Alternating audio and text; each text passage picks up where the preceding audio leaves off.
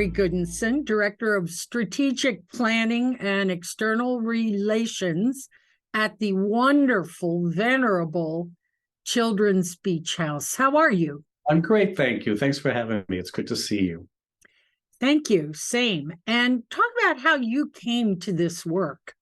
I've been involved with Children's Beach House for probably close to 10 years now. I was a consultant doing nonprofit consulting, fundraising. So I was doing some work for the beach house.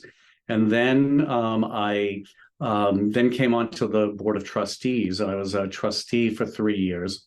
And then a couple of years ago, when the trustees, we did strategic planning during the COVID pandemic, they asked me at the end of that process if I would mind stepping down from the board and then coming onto the staff to help implement the strategic plan and redo all the written materials that kind of align with our new direction and our new strategy. So I've been here doing that for about a year and a half. It's a huge job. Was your background in human services or? I've worked in nonprofits my entire career. I moved to Washington in 1985 to go to graduate school and started working. I worked at a women's shelter, House of Ruth in Washington, and then have worked at nonprofits my entire career. Yeah. One of the good guys. This institution has evolved from something simple at the beginning to something rather enormous now and much broader. We only have a few minutes. Can you overview the history and mission? And then we'll talk about how it's evolved. Sure. It started in 1937 with Lydia Chichester DuPont, who wanted to do something for children with orthopedic challenges. She herself had orthopedic challenges when she was a young girl, and then she decided she wanted to help children who were like her. So she rented a couple of cottages here in Lewis Beach and just to kind of test the idea out. And it went so well, she bought this piece of property and built a purpose-built facility for the beach house, which was around from the 1930s up until 1999, when our current facility was built. Over the years, the target population has changed a bit. After Ms. DuPont started the organization, there was another organization that was started. It was doing more with orthopedics, so she felt they were better suited. So they looked at other target populations that could benefit. So, and that's kind of what the beach house has done over its history. Sure. We've looked at the most pressing needs of the community and have tweaked and changed the program accordingly. Back in her day, it was just a summer program. Over the years, it's morphed to a year-round program, and that's what we're doing now. And we work with kids all across the state of Delaware. We have family engagement coordinators, which a lot of people will call case managers. But we work with kids across the state. We bring them here on weekends. We work with the kids during the week. And then during the summer, they come here for summer camp. So it's much more extensive than just Sure. a camp program. Talk about the wonderful facility there. It's such an icon on Lewis Beach. And what do the campers do when they come to the beach house? Now, is it still recreational? Is it more developmental? It's all of the above. And the other piece that we've added too is it's a beautiful facility. As you know, it's right here on Delaware Bay. It's a large facility. It's about 25,000 square feet. It's 2 stories. It kind of sprawls along the dune. We have 2 dormitories. There's lots of common space. There's a dining room, a living area, a library, obviously administrative offices. There's a nurse's office.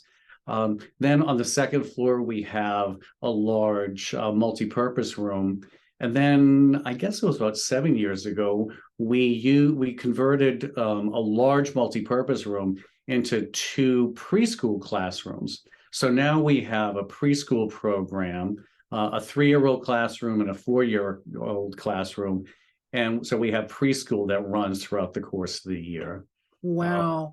The kids in preschool have the best view of any preschool I can tell you in the country, looking out on the Delaware Bay. It's really pretty wonderful.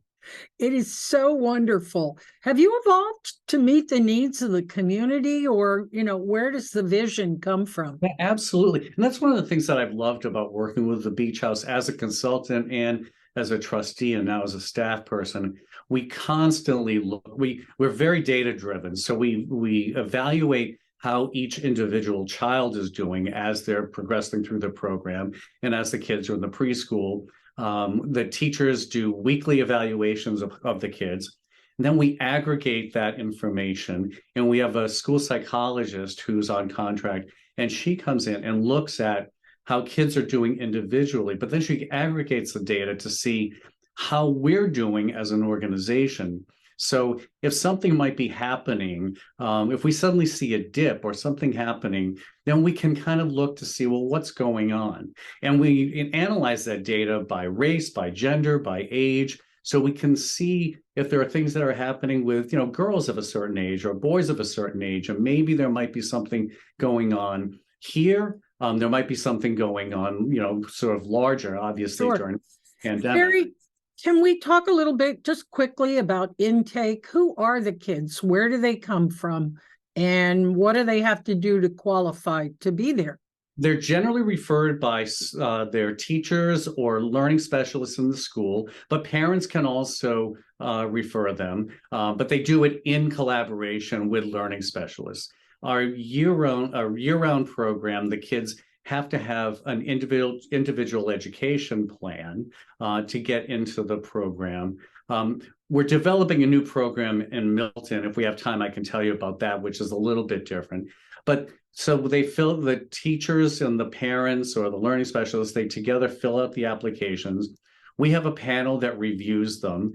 And if we feel that we can meet that child's needs, then they're accepted into the program.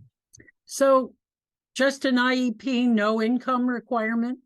Well, we do focus primarily on children who come from under-resourced homes. Yes, absolutely. What would you like the public, or how would you like the public to best support you? Well, obviously, we're a large organization with lots of needs, so financial support is needed. But also, we use volunteers. We also have a couple of large fundraisers every year, which is really a great way to show off the building, to bring people here to see the building, to see what we're doing. We have a pretty large and deep website that has lots of information. There's a lot of material that people can learn about the Children's Beach House and just learn about who we are. Because I think there are a lot of misperceptions. People think we're here just during the summer, when in fact we are around year-round working with kids here across the state. You're way too humble. The website is fantastic, and we will promote it. Barry, thank you so much for taking the time today. And how about if we check back in? I'd love that. I would love to do that. Thanks so much, Sharon. All righty. My great pleasure. Thank you. Take care now. Bye-bye.